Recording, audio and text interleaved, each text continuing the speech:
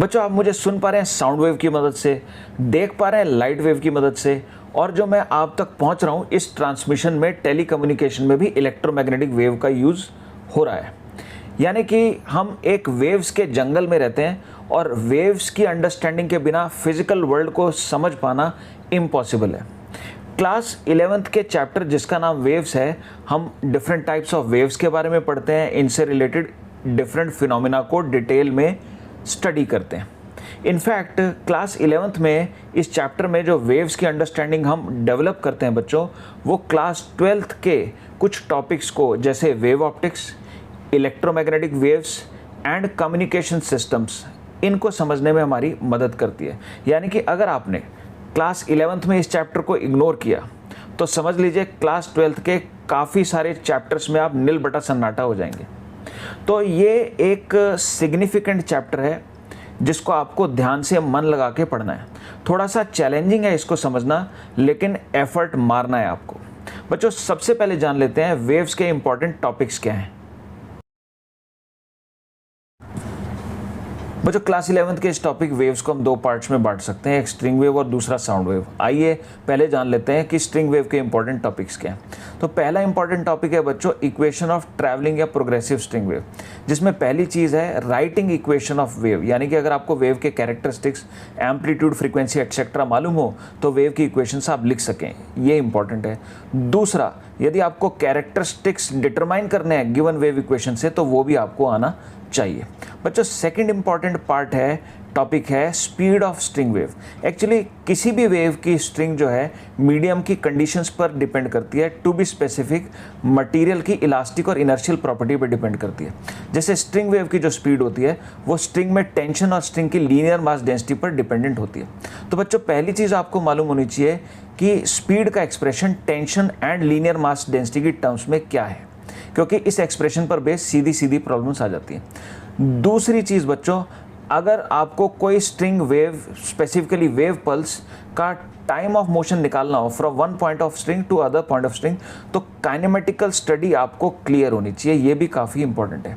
बच्चों third important चीज़ इस topic में है पावर। पावर यानी कि energy carried by A wave per unit time. तो इसमें सबसे पहली चीज़ आपको मालूम होनी चाहिए इंस्टेंटेनियस एंड एवरेज पावर। दूसरी चीज़ आपकी क्लियर होनी चाहिए इंटेंसिटी, जो कि कुछ नहीं है, power per unit area carried by wave को इंटेंसिटी बोलते हैं।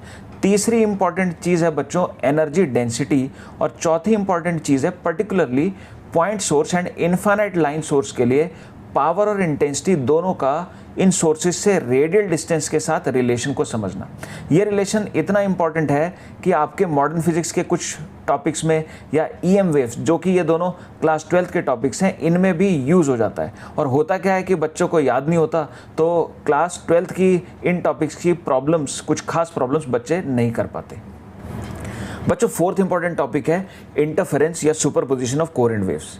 जब दो या दो से ज़्यादा कोहेरेंट वेव्स सुपर इम्पोज या ऐड करती हैं तो उसे हम इंटरफेरेंस बोलते हैं। और जो रिजल्टेंट वेव होती है उसके बारे में हमें क्या क्या मालूम होना चाहिए। तो पहली चीज़ अपने को मालूम होनी चाहिए रिजल्टेंट वेव का एम्पलीट्यूड, जिसकी फॉर्मुलेशन आप याद भी रख सकते हैं। फिर हमें रिजल्टेंट वेव की इंटेंसिटी का एक्सप्रेशन याद होना चाहिए। तीसरी चीज़ अपने को स्पेशल केसेस ऑफ इंटरफेरेंस मालूम होने चाहिए, यानी कि जिनको कंस्ट्रक्टिव एंड डिस्ट्रक्टिव इंटरफेरेंस के केसेस भी आप बोल सकते हो, या मैक्सिमा मिनिमा के केसेस आप बोल सकते हो। और corresponding maximum and minimum amplitude and intensity के एक्सप्रेशंस अपने को मालूम होने चाहिए।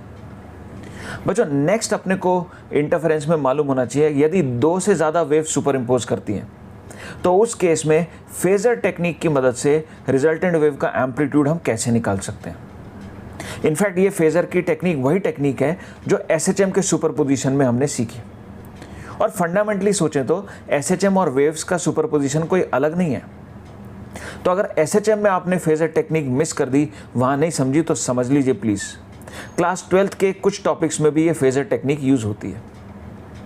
बच्चों नेक्स्ट इंपॉर्टेंट टॉपिक है reflection and transmission of waves, जिसमें सबसे पहली चीज़, जब वेव किसी इंटरफेस पर दो मीडियम के सेपरेटिंग इंटरफेस से रिफ्लेक्ट होती है और कुछ पार्ट ट्रांसमिट होता है, तो रिफ्लेक्टिंग पार्ट और ट्रांसमिटिंग पार्ट के एम्पलीट्यूड्स और उन वेव्स की इक्वेशंस क्या होती हैं। पहली चीज़ ये चीज़ आपको मालूम होनी चाहिए। दूसरी चीज़ जो आपकी नॉलेज में होनी चाहिए जो कि इम्पॉर्टेंट है वो ये है कि रिफ्लेक्शन पे या ट्रांसमिशन पे कोई गिवन वेव कितना amount of phase change experience करती है।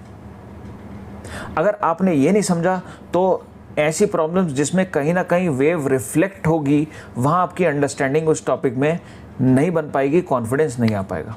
पर जो सिक्स्थ इंपॉर्टेंट चीज़ है स्टैंडिंग या स्टेशनरी वेव, जिसमें सबसे पहले इक्वेशन ऑफ स्टैंडिंग वेव अपने को मालूम होना चाहिए। दूसरा, किस कंडीशन में स्टैंडिंग वेव फॉर्म होती है इसकी अंडरस्टैंडिंग होनी चाहिए। तीसरा, standing wave in string fixed at both ends के केस में स्ट्रिंग की रेजोनेंस फ्रीक्वेंसी या natural frequency and corresponding modes के नाम अपने को मालूम होने चाहिए, जो कि दो तरीके से लिखे जाते हैं, हार्मोनिक्स की फॉर्म में लिखे जाते हैं या ओवरटोन्स की फॉर्म में लिखे जाते हैं। Likewise for a string fixed at one and अपने को different modes of standing wave मालूम होने चाहिए एंड कॉरस्पॉन्डिंग नेचुरल फ्रीक्वेंसीज के फॉर्मूले एक्सप्रेशन मालूम होने चाहिए। अच्छा, इसमें एक स्पेशल केस होता है जिसमें दो अलग अलग मटेरियल के या ज्योमेट्री के स्ट्रिंग्स को सीरीज में या एंड टू एंड वेल्ड कर दिया जाता है और अदर एंड्स को स्ट्रिंग्स के वॉल्स पे लगा दिया जाता है। ये जो एक कंपोजिट सिस्टम बना है, इस सिस्टम में ऑफ टू स्ट्रिंग्स के सिस्टम में स्टैंडिंग वेव जब एस्टैब्लिश होती है तो अपने से नेचुरल फ्रीक्वेंसी ऑफ वाइब्रेशन कुछ कंडीशन दे करके पूछ लिया जाता है। तो इस सिस्टम की analysis standing wave formation perspective से आपको आनी चाहिए, इंपॉर्टेंट है, कंपटीशन में पूछ लिया जाता है। बच्चों, साउंड वेव के इंपॉर्टेंट टॉपिक्स जान लेते हैं। तो इसमें पहला इंपॉर्टेंट टॉपिक है जिसको नंबर 7 पर हम प्लेस करेंगे इस कंप्लीट लिस्ट में। यह है displacement and pressure wave equation of sound wave, जिसमें आपको इक्वेशंस का इंटर कन्वर्जन आना चाहिए। दूसरा, आपको प्रेशर वेव एम्पलीट्यूड का फॉर्मूला मालूम होना चाहिए और तीसरा, इन वेव्स के बीच में फेज रिलेशनशिप मालूम होना चाहिए। बच्चों, 8th इंपॉर्टेंट टॉपिक है speed of sound wave in gas या गैस मिक्सचर, जो कि फॉर्मूला बेस्ड है, आपको फॉर्मूला नॉलेज में होना चाहिए। 9th इंपॉर्टेंट टॉपिक है साउंड का इंटरफेरेंस, जिसमें पहली इंपॉर्टेंट चीज़ है कंडीशन ऑफ मैक्सिमा मिनिमा। दूसरी इंपॉर्टेंट चीज़ है रिजल्टेंट एम्पलीट्यूड, रिजल्टेंट इंटेंसिटी की डिटर्मिनेशन। और तीसरी इंपॉर्टेंट चीज़ है एक स्पेशल केस ऑफ इंटरफेरेंस, जिसमें एक सोर्स से किसी दूसरी डेस्टिनेशन पर डायरेक्ट साउंड और साथ में रिफ्लेक्टेड साउंड के इंटरफेरेंस की चर्चा हम लोग करते हैं। बच्चों, 10th important portion sound wave का है स्टैंडिंग वेव, जिसमें पहली चीज़ standing wave in closed organ pipe, दूसरी चीज़ standing wave in open organ pipe, तीसरा Rayleigh's criteria of end correction या Rayleigh's formula of end correction. Actually एक रिलेशन होता है जो एंड करेक्शन को रेडियस ऑफ पाइप की टर्म्स में बताता है, तो इस रिलेशन की नॉलेज कहने का मतलब। और नेक्स्ट इंपॉर्टेंट चीज़ इसमें है experiment to find out speed of sound in air. In fact ये जो एक्सपेरिमेंट है, इससे बेस्ड एरर कैलकुलेशन वाली प्रॉब्लम्स एक्सपेरिमेंटल फिजिक्स टॉपिक में भी देखने को मिलती हैं। तो इसमें जो कहने का मतलब फॉर्मूले आते हैं उस पर बेस्ड एक्सपेरिमेंटल फिजिक्स में भी क्वेश्चन बनते हैं। तो इसको ध्यान से, इस एक्सपेरिमेंट को ध्यान से समझना बहुत ज़रूरी हो जाता है। हो सके तो आप कहीं इस एक्सपेरिमेंट का वीडियो भी इंटरनेट पे यूट्यूब पर देखिएगा, इंटरेस्टिंग एक्सपेरिमेंट है। बच्चों, 11th टॉपिक है साउंड में फॉर्मेशन ऑफ बीट्स। जब दो साउंड वेव्स जिनकी फ्रीक्वेंसी स्लाइटली डिफरेंट होती है ये सुपर इम्पोज करते हैं तो बीट्स की फॉर्मेशन होती है। तो बीट्स में आपको सबसे पहले बीट्स की फ्रीक्वेंसी मालूम होनी चाहिए। दूसरा, बीट्स जो हैं इनका टाइम पीरियड आपको नॉलेज में होना चाहिए। और तीसरा, जो रिजल्टेंट साउंड है, जो बीट्स है, उस जो वेव है उसकी फ्रीक्वेंसी आपको मालूम होनी चाहिए। बच्चों, नेक्स्ट इंपॉर्टेंट टॉपिक है 12th नंबर पर जिसको हम प्लेस करेंगे वह है डॉपलर इफेक्ट। तो डॉपलर इफेक्ट क्या होता है, एक एग्जांपल से आप समझिए। सपोज एक ट्रेन स्टेशन पे आप खड़े हैं, ट्रेन एक अप्रोच करते हुए हॉर्न साउंड कर रही है।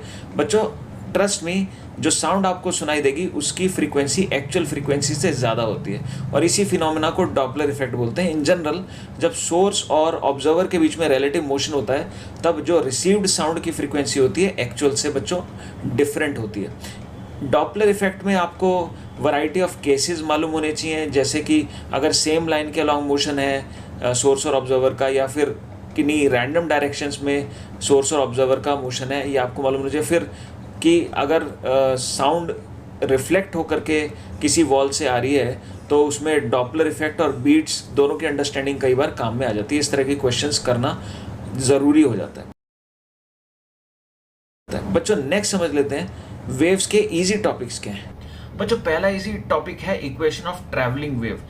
चाहे साउंड वेव हो चाहे स्ट्रिंग वेव हो, अगर आपको इक्वेशन दिया है तो उनसे कैरेक्टरिस्टिक्स यानी कि एम्पलीट्यूड, फ्रीक्वेंसी वगैरह डिटरमाइन करना बहुत ही आसान सा टास्क है। आप स्टैंडर्ड इक्वेशन से गिवन इक्वेशन को कंपेयर करके ऐसे क्वेश्चंस कर सकते हैं। बच्चों दूसरा इजी टॉपिक है वो है स्पीड ऑफ वेव, जिसमें चाहे स्ट्रिंग वेव की स्पीड की बात हो चाहे साउंड वेव की स्पीड की बात हो, मोस्टली प्रॉब्लम्स जो होते हैं फॉर्मूला बेस्ड होते हैं, इजीली होने वाले होते हैं। तीसरी इंपॉर्टेंट चीज जो इजी भी है वो है इंटरफेरेंस। बच्चों इंटरफेरेंस में चाहे अगेन साउंड स्ट्रिंग दोनों ही केसेस में अगर बात करें, अगर दो वेव्स का सुपरपोजिशन हो रहा है तो सीधे सीधे फॉर्मूले से ही हो जाती है प्रॉब्लम। रिजल्टेंट एम्पलीट्यूड का फॉर्मूला, रिजल्टेंट इंटेंसिटी का फॉर्मूला मालूम है तो जॉब इज डन।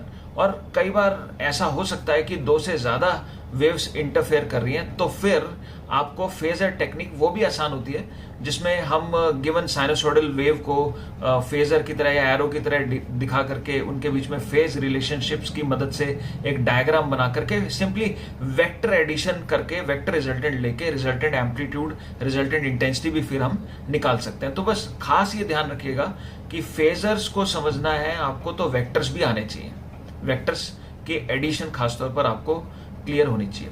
बच्चों फोर्थ इजी पार्ट है इस चैप्टर का standing wave. Standing wave in string, standing wave in organ pipe में जो मोस्टली नेचुरल फ्रीक्वेंसीज या रेजोनेंट फ्रीक्वेंसीज के जो क्वेश्चन होते हैं डिफरेंट मोड्स के कॉरस्पॉन्डिंग, वो बड़े ही आसान होते हैं। बच्चों नेक्स्ट समझ लेते हैं वेव्स के डिफिकल्ट टॉपिक्स क्या हैं। बच्चों पहला डिफिकल्ट टॉपिक है reflection and transmission of waves.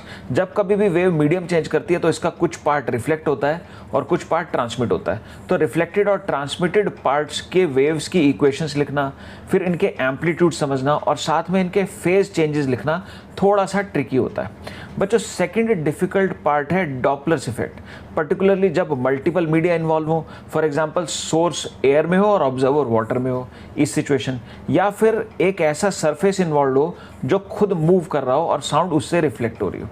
बच्चों थर्ड डिफिकल्ट पार्ट है पावर या इंस्टेंटेनियस पावर की अंडरस्टैंडिंग। पावर या एवरेज पावर के फॉर्मूले तो आप रट लेंगे, लेकिन अगर कोई स्पेसिफिक सिचुएशन में आपको जैसे स्ट्रिंग वेव के किसी सेक्शन से आपको इंस्टेंटेनियस पावर कैलकुलेट करनी हो तो आपको प्रॉब्लम को फंडामेंटली अप्रोच करना पड़ेगा। तो ऐसी प्रॉब्लम्स को आपको ध्यान से देख लेना है, समझ लेना है, ताकि एग्जाम में गलत ना हो। बच्चों नेक्स्ट समझ लेते हैं वेव्स में गुड ग्रिप के लिए प्री रिक्विजिट्स क्या हैं।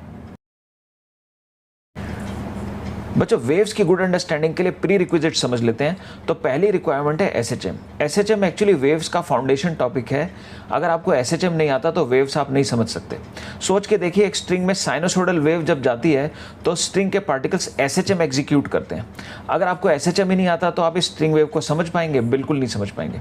सेकेंड रिक्वायरमेंट प्री रिक्विजिट है बच्चों काइनेमेटिक्स। तो काइनेमेटिक्स यानी कि वेलोसिटी, एक्सेलरेशन, पोजीशन, इनका इंटर कन्वर्जन आपको अच्छे से आना चाहिए, दोनों ही चैप्टर्स वेव्स एंड एसएचएम के लिए। तीसरी रिक्वायरमेंट है बच्चों इलास्टिसिटी की गुड अंडरस्टैंडिंग। वेव्स में आपको जगह जगह पर मॉडुलाई ऑफ इलास्टिसिटी की या फिर मॉडुलाई ऑफ इलास्टिसिटी की बेसिक अंडरस्टैंडिंग की जरूरत पड़ेगी। For example pressure wave equation निकालते समय, या फिर speed of sound in air भी बल्क मॉडुलस पे डिपेंड करती है। तो अगर आपको इन मॉडुलाई या फिर इलास्टिसिटी के कॉन्सेप्ट्स में थोड़ा सा कन्फ्यूजन है तो फिर थोड़ा सा आपको समझने में दिक्कत आएगी। फोर्थ रिक्वायरमेंट है बच्चों आपकी KTG की गुड अंडरस्टैंडिंग, खास तौर पर degree of freedom and adiabatic exponent की नॉलेज। जैसे मिक्सचर ऑफ गैस में स्पीड ऑफ साउंड निकालनी पड़ेगी तो आपको average degree of freedom, average adiabatic exponent निकालने के लिए KTG में जो पढ़ा था उसको रिकॉल करना पड़ेगा। बच्चों पहले जेई मेन की बात कर लेते हैं। ईयर 2023 में सेक्शन 1 में इस टॉपिक से 1 to 2 प्रॉब्लम्स पूछी गई है depending on the set, and section 2 में 0 to 1 प्रॉब्लम पूछी गई है, यानी कि on an average 4 to 8 marks की वेटेज आप बोल सकते हैं। Year 22 as well as year 21 में सेक्शन 1 में अराउंड 1 प्रॉब्लम आई है और सेक्शन 2 में 0 to 1 प्रॉब्लम आई है डिपेंडिंग ऑन द सेट। तो एवरेज बोले तो 4 मार्क्स की वेटेज इस टॉपिक की रही है। बच्चों IIT JEE एडवांस की बात करें तो 2023 में सिग्निफिकेंट वेटेज इसकी लगभग 8% की वेटेज इस टॉपिक की रही है, और 2021 में बात करें तो अराउंड 3% की वेटेज इस टॉपिक की रही है। कई बार ऐसा देखा गया है कि वेटेज इस टॉपिक से कम ज़्यादा अपेरेंटली होती रहती है, लेकिन बच्चों ये एक ऐसा कॉन्सेप्ट है जो बाकी चैप्टर्स में भी सीप इन करता है। यानी कि वेव्स जो क्लास 11th में हम लोग पढ़ते हैं, मैंने ऑलरेडी भी बोला आपको, इसकी अंडरस्टैंडिंग से क्लास 12th के चैप्टर जैसे वेव ऑप्टिक्स, इलेक्ट्रोमैग्नेटिक वेव्स, वो सब भी आप कर पाते हैं। तो डायरेक्टली इनडायरेक्टली ये चैप्टर जो है वो काफ़ी इंपॉर्टेंट हो जाता है। अगर आपने इस चैप्टर को इग्नोर किया तो फिर काफ़ी नुकसान हो सकता है। बच्चों वेव्स चैप्टर की अच्छी प्रिपरेशन के लिए आप ये स्ट्रैटेजी फॉलो कर सकते हैं। सबसे पहले आपको एटलीस्ट 12 घंटे के गुड क्वालिटी लेक्चर्स इस टॉपिक के चाहिए।